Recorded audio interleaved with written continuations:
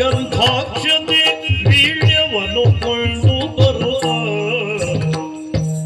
ಅಗ್ರವಾದಳಿಂದೇ ತರಳೇ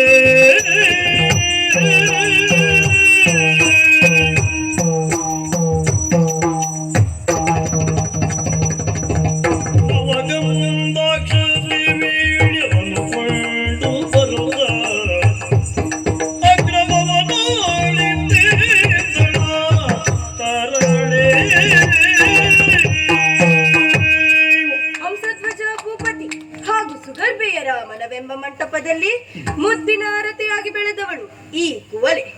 ಸುಖದಿಂದ ಅರಮನೆಯಲ್ಲಿ ಇರುವಂತಹ ಹೊತ್ತಿಗೆ ಅಣ್ಣನಾದಂತಹ ಸುಧನ್ವ ಯುದ್ಧಕ್ಕೆ ಹೊರಟಿದ್ದಾನೆ ಎಂಬಂತಹ ವಿಷಯವನ್ನು ತಿಳಿದು ದೇವಸ್ಥಾನಕ್ಕೆ ಹೋಗಿ ಪೂಜೆಯನ್ನು ಕೈದು ಬಂದವಳು ನಾನು. ಅಣ್ಣ ಯುದ್ಧಕ್ಕೆ ರಣರಂಗಕ್ಕೆ ಹೊರಟಿದ್ದಾನೆ, ನೇರವಾಗಿ ಹೋಗಿ ಅವನನ್ನೇ ಭೇಟಿ ಮಾಡ್ತೇನೆ. ಅಣ್ಣ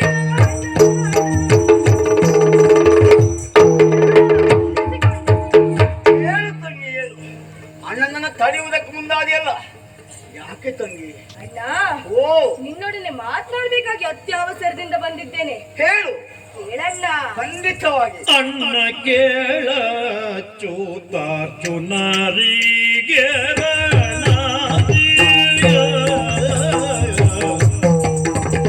ಅಣ್ಣ ಕೇಳ ಚೂತಾರ್ಜುನರಿಗೆ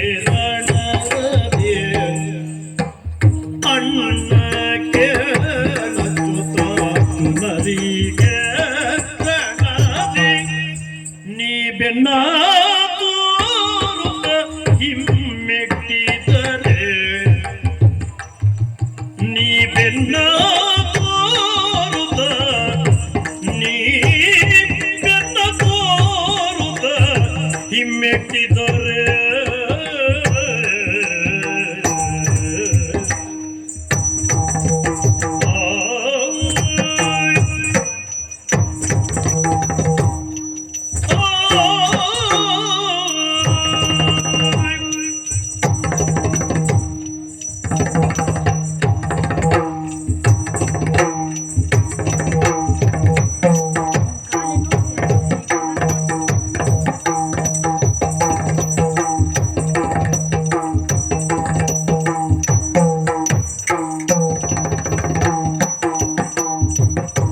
ಎನ್ನಯ ಮಾವ ಮೈದುನ ನಾದಿನಿಯರ್ ಮುಂದೆ ಎನ್ನಯ ಮಾವ ಮೈದುನ ನಾದಿನಿಯರ್ ಮುಂದೆ ಇನ್ನೆಂದೂ ತಲೆ ಎತ್ತಿ ನಡೆವೆ ಓ ಅಣ್ಣಯ್ಯ. ಎನ್ನಯ ಮಾವ ಮೈದುನ ನಾದಿನಿಯರ್ ಮುಂದೆ ಇನ್ನೆಂದೂ ತಲೆಯಕ್ಕೆ ನಡೆವೆ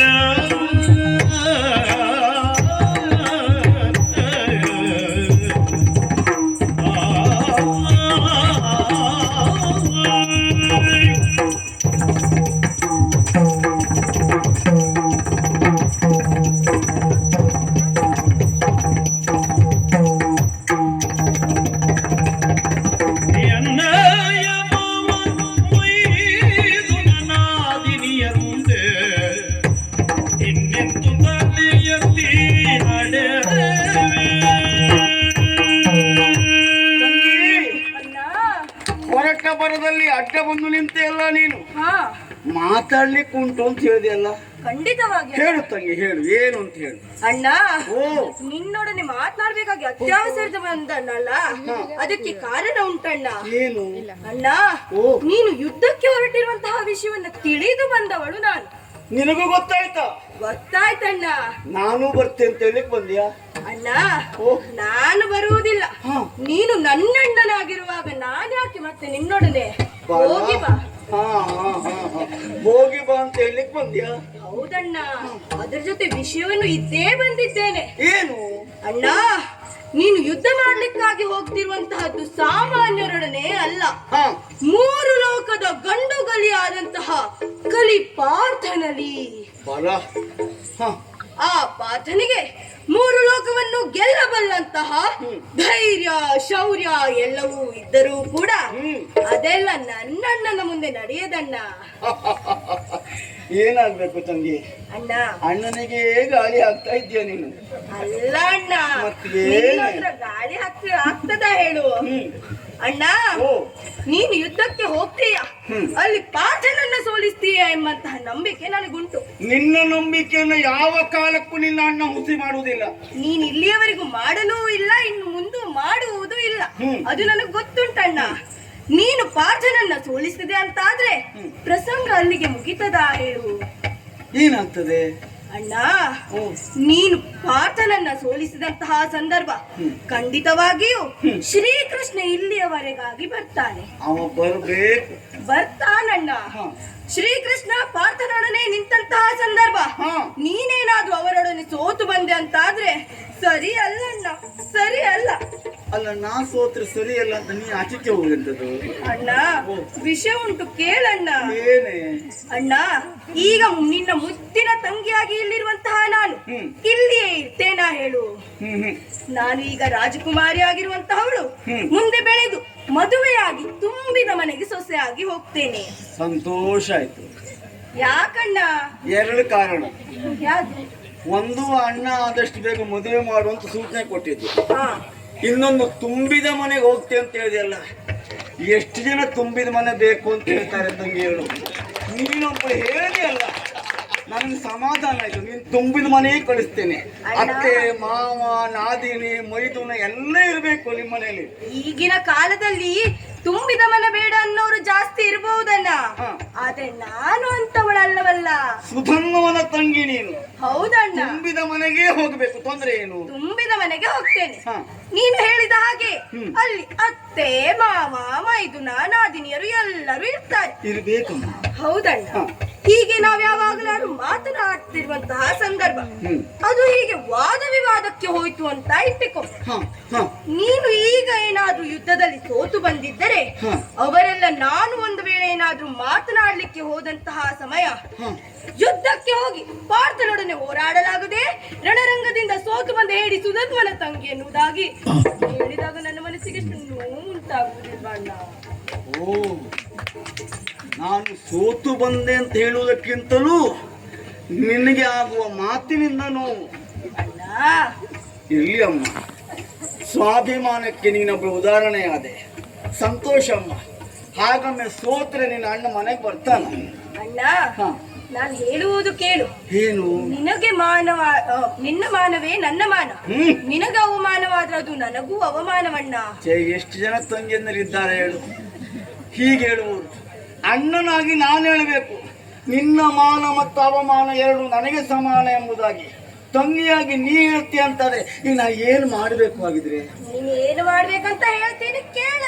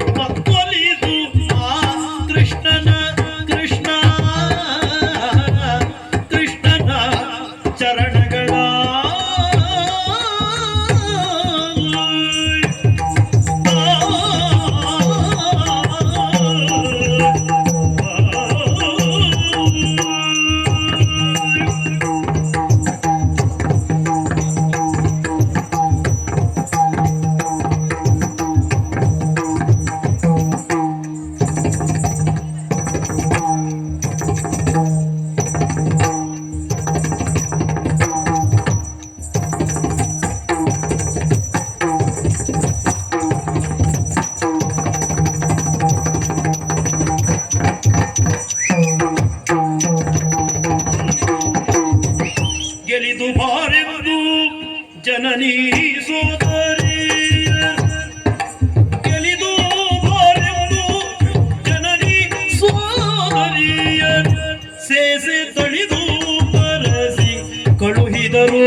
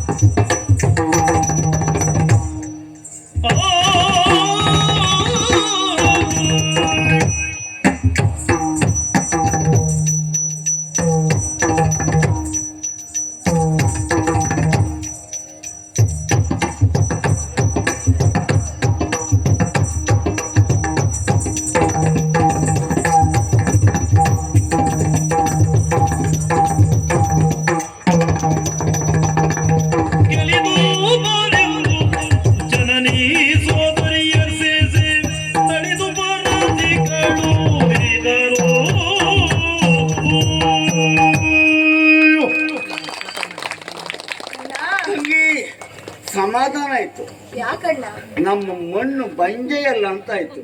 ಯಾಕ್? ಕಾರಣ ಏನು? ಏನಣ್ಣ? ನಿನ್ನಂತ ಒಬ್ಳು ಹೆಣ್ಣು ಹುಟ್ಕೊಂಡು ಸಮಾಧಾನ ನಮಗೆ ಅಲ್ವಾ ಅಣ್ಣ? ಬೇಕು. ನಮ್ಮ ಕಲೆ ಹಾಗೆ ಹುಟ್ಟದಾಗಿಂದಲೂ ನಾವು ಹೀಗೆ ಬೆಳೆದದ್ದಣ್ಣ. ಅಯ್ಯೋ, ನಮ್ಮ ಅಪ್ಪ ಅಮ್ಮನ ಸಂಸ್ಕಾರ ಅಂತದ್ದೇ ಅಲ್ವೇನೆ? ಹೌದಣ್ಣ. ಹೇಳು, ಏನ್ ನನ್ನ ಮಾಡ್ಬೇಕು ಅಪ್ಪ ಅಮ್ಮನ ನಾನು? ಸಂಸ್ಕಾರ ತುಂಬಾ ಚೆನ್ನಾಗಿದೆ. ಹೇಳು, ಏನ್ ಮಾಡ್ಬೇಕು? ಅಣ್ಣ, ಓ. ನೀನು ರಣರಂಗಕ್ಕೆ ಹೋಗ್ತಿದ್ದೀಯ. ಹ್ಮ್. ಅಲ್ಲಿ ಪಾರ್ಥನನ್ನ ಸೋಲಿಸಲೇಬೇಕು. ಅದಕ್ಕೆ ಇನ್ನೊಂದು ಕಾರಣ ಕೂಡ ಉಂಟಣ್ಣ. ಏನು? ಅಣ್ಣ, ಓ. ಆ ಪಾರ್ಥನಿಗೆ ಮೂರು ಲೋಕದಲ್ಲಿ ತನ್ನನ್ನು ಸೋಲಿಸಬಲ್ಲಂತಹ ಮತ್ತೊಬ್ಬ ವ್ಯಕ್ತಿ ಇನ್ನಾರು ಇಲ್ಲ ಎಂಬಂತ ಅಹಂಕಾರ ತಲೆಯಲ್ಲಿ ಇದೆ. ಅರೇ ಏನಣ್ಣ? ಅದ್ರ ಬಗ್ಗೆ ಮನೆಯಲ್ಲೇ ಕೂತ್ಕೊಂಡು ಅಳದು ಬಿಟ್ಟಿಲ್ಲ ನೀನು. ಅಣ್ಣ, ಅಲ್ಲ? ಹ. ಈಗಿನ ಇದ್ರಲ್ಲಿ ಗಂಡು ಮಕ್ಕಳಕ್ಕಿಂತ ಹೆಣ್ಣು ಮಕ್ಕಳಿಗೆ ವಿಷಯ ಬೇಗ ಮುಟ್ತಿದೆ. ಏ ದೇವ್ರೆ, ನಾನು ಅಪ್ಪನ ಕೇಳು ಬಂದರೆ ಇನ್ನಲ್ಲೇ ಕೇಳ್ಬೇಕಿತ್ತೆ. ಹೌದಣ್ಣ. ಹೇಳು, ಬಿಂಕ ಉಂಟು ಅವನಿಗೆ. ಹೌದಣ್ಣ, ಬಿಂಕ ಉಂಟು. ಹ. ನೀನು ಆ ಪಾರ್ಥನ ಬಿಂಕವನ್ನ ಮುರಿಯಬೇಕು. ನಿನ್ನ ಅಣ್ಣನಾಗಿ ಹಾ. ನಿನಗೆ ಇಷ್ಟು ಕೆಚ್ಚಿರುವಾಗ ನಿನ್ನ ಅಣ್ಣನಿಗೆ ಎಷ್ಟಿರ್ತದೆ ಹೇಳು? ಇರ್ಲೇಬೇಕಣ್ಣ. ಖಂಡಿತ ಮುರಿತೇನೆ, ಆಯ್ತು. ಮುರಿತೀಯ? ಅಷ್ಟೇ ಅಲ್ಲ, ಹ್ಮ್. ಆ ಶ್ರೀಕೃಷ್ಣನ ಪಾದ ಚರಣಗಳನ್ನ ನಾವೆಲ್ಲರೂ ಕಾಣುವಂತೆ ಮಾಡಬೇಕು. ಇಡೀ ಚಂಪಕಾವತಿ ನಾಡಿಗೆ ಹಾ, ಕೃಷ್ಣ ದರ್ಶನ ಆಗಬೇಕು ತಾನೆ? ಆಗಬೇಕು. ಸರಿ. ಹಾಗಾಗಿ ಹಾ. ನೀನು ಯುದ್ಧದಲ್ಲಿ ಗೆಲ್ಲಬೇಕು. ಹ್ಮ್. ಅದಕ್ಕಾಗಿ ಮಂತ್ರಾಕ್ಷತೆಯನ್ನ ಹಾಕಿದ್ದೇನೆ, ಹ್ಮ್. ಮಂಗಳಾರತಿಯನ್ನ ಬೆಳಗಿದ್ದೇನೆ. ಹ್ಮ್. ನೀನು ಹೋಗಿ ಬಾರಣ್ಣ, ನಿನಗೆ ವಿಜಯವಾಗಲಿ. ತಂಗಿ, ಹಾ ಮಂಗಳಾರತಿಯನ್ನು ಈಗ ಬೆಳಗಿದ್ದೀಯ. ಹಾ, ಇನ್ನೊಂದು ಮಂಗಳಾರತಿ ಹಿಡ್ಕೊಂಡೇ ಇರೇನು? ಆಯ್ತಣ್ಣ. ಗೆದ್ದುಕೊಂಡು ಬರ್ತೇನೆ, ಆವಾಗ ಮತ್ತೆ ಮಂಗಳಾರತಿ ಮಾಡಬಹುದು ನೀನು. ಮಂಗಳಾರತಿ ಮಾಡ್ತೇನಣ್ಣ, ಗೆದ್ದು ಬಾ. ಇನ್ನು ತಲೆ ಬಿಸಿ ಬಿಡು, ಹಾ, ನಿಶ್ಚಿಂತಳಾಗಿ ಹಾ. ಆ ಕಡೆಯಲ್ಲಿ ವಿಶ್ರಾಂತಿ ಪಡಿ. ಆಯ್ತಣ್ಣ, ಬೇಗ ಗೆದ್ದು ಬಾರಣ್ಣ. ಆಯ್ತು ತಂಗಿ, ಹೋಗಿ ಬರ್ತೇನೆ. ಏನು